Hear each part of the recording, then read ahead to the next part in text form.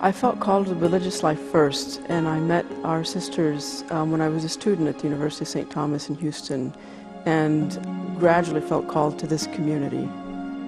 The prayer life of the community was very important to me, the personal prayer life of the community as well as the prayer life in common. So this was probably one of the biggest criteria that I used in my own discernment. I think one of the things I liked very much about the sisters was that they were very human. You could see their personalities. Each of them was an individual within this community. The life of prayer, the individuality of the sisters, and yet also the life in common were important to me, as well as their love for the church. I was asking God what He wanted of me, what He wanted me to do with my life, where I would be happiest in life, where I could serve Him in the church with my life. The questions that most, I think, youth are asking: what am I supposed to do with this life that I have? You only get one and you don't want to waste it, so you want to do well. I'm amazed that they've asked me to go to Rome to study. I'm amazed that they saw in me the potential to do this, particularly since there's been no precedent for somebody to study in Rome like this. I'm a student at the Pontifical Gregorian University.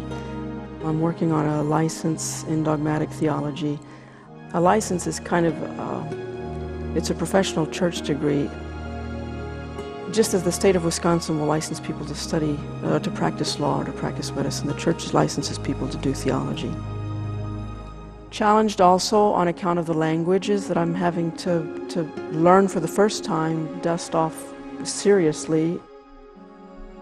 Study of the New Testament is done in Greek.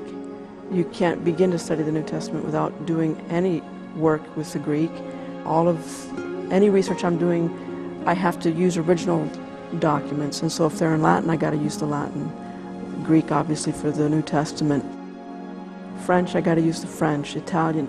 So the language requirements have been a real challenge for me. Scripture is the key to everything, and it's the key in which Vatican II wants contemporary theologians to do theology.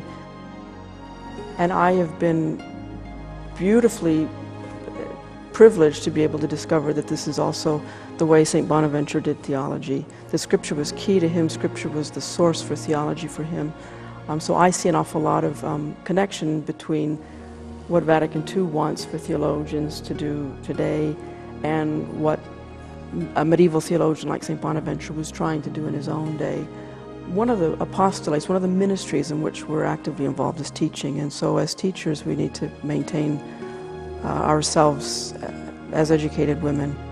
I wanted to study theology even before I really thought I wanted to be a sister. So when these two sort of vocations coincided, I put a priority on the vocation that made a claim to my life.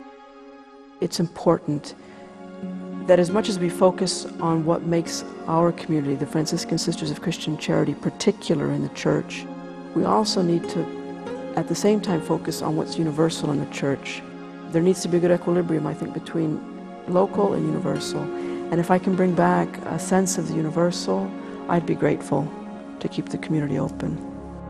And as I grow in this relationship with the Lord, that certainly they will use my gifts and talents to further the ministry that's been entrusted to the community and the ministry with which we serve the church.